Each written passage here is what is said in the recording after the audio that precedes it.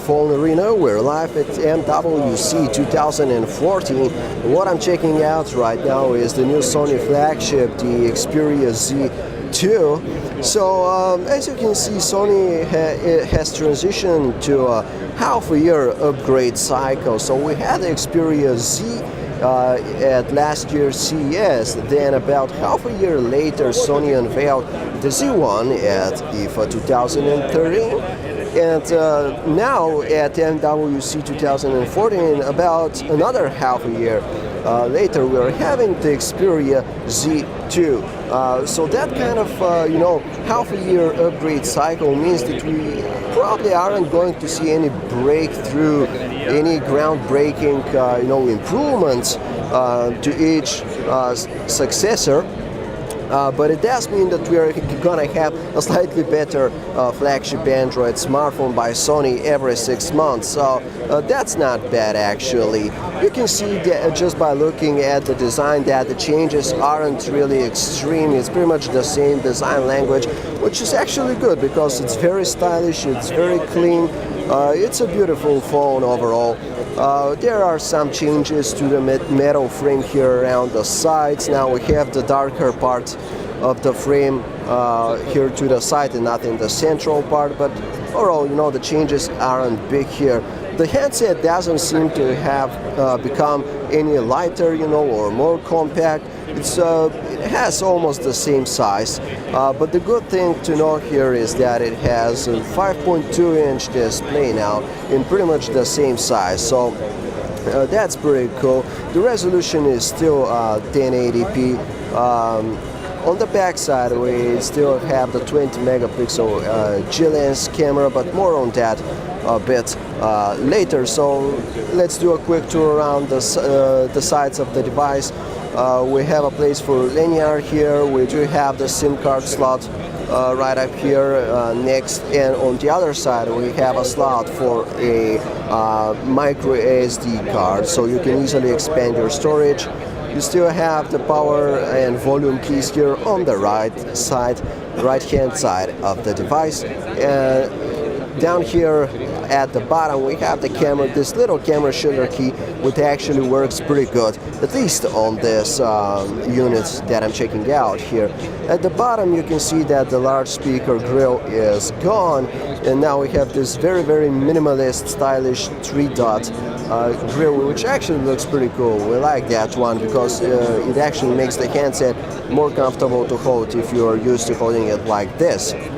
So, and on the top side we have the exposed 3.5mm headset jack, which is cool, but don't worry about it. The handset is still water and dust proof, as always with these latest Sony high-end smartphones.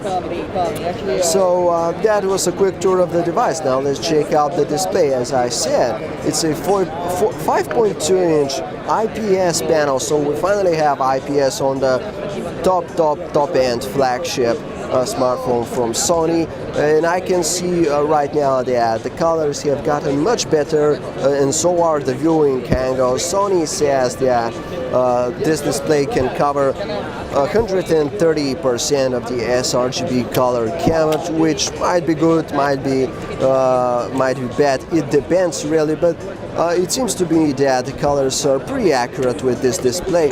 And if you aren't really into the particular way of how the Z2 displays colors, you can always tweak those. You can change the white balance here and adjust it to your own liking. So that's a pretty cool feature to have here.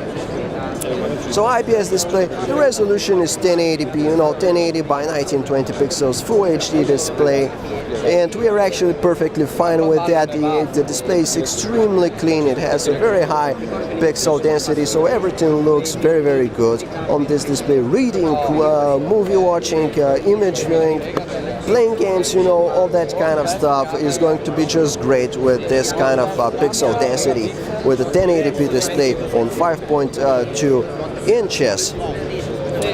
Now, the Xperia Z2 is coming straight with Android 4.4 KitKat out of the box. You can see that judging by the the full screen wallpaper that we have, these that fading here on the top and bottom. So you're gonna have immersive mode and all the other features coming with KitKat. There seems to be some kind of minimal lag here with this unit, but hopefully that is because it's probably running non-final software here. So there is still some tweaking, still some debugging to be done with this build. So hopefully it's going to be even faster than that. Now, the Sony user interface here is very well known to us. It's almost unchanged from what we had on the Z1 and the Z1 Compact, although there seem to be some slight tweaks here and there. For example, there isn't this box here surrounding the main menu pages, but overall it's the same UI. The transition is the same.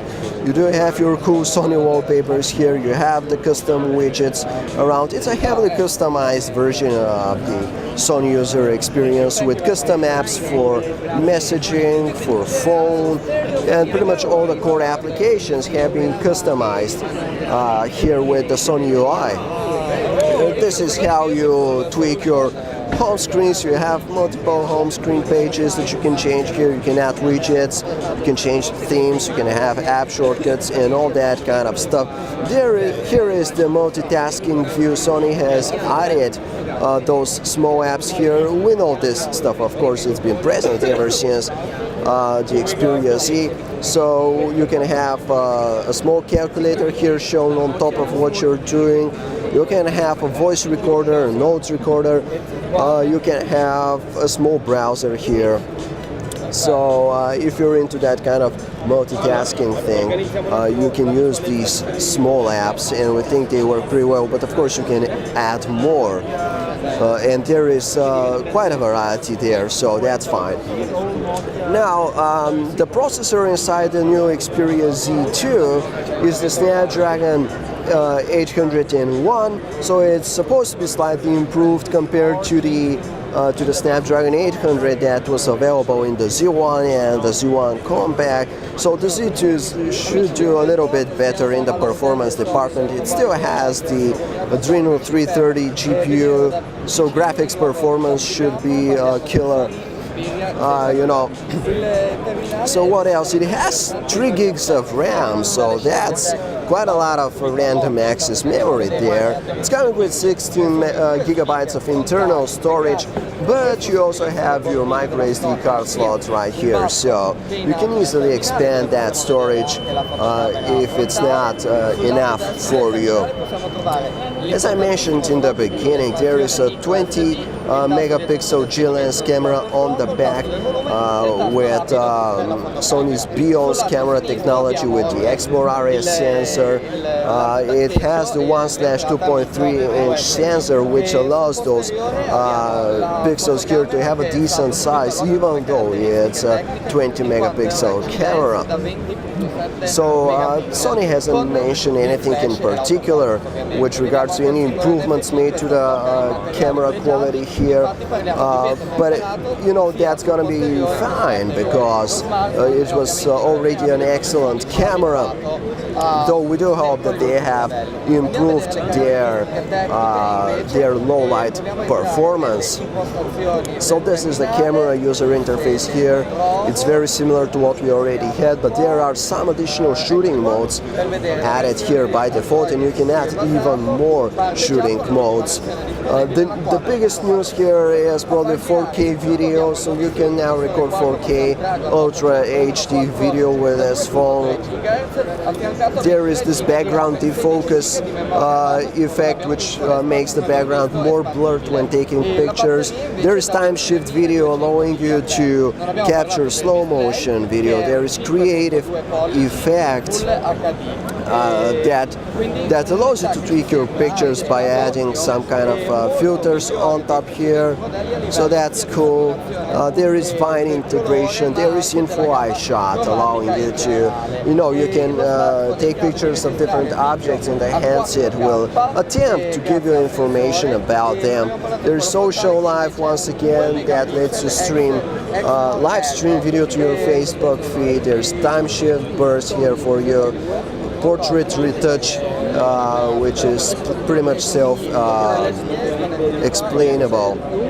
And now you have AR effect in video mode, so you can have the dinosaurs and all that kind of stuff, even when shooting video.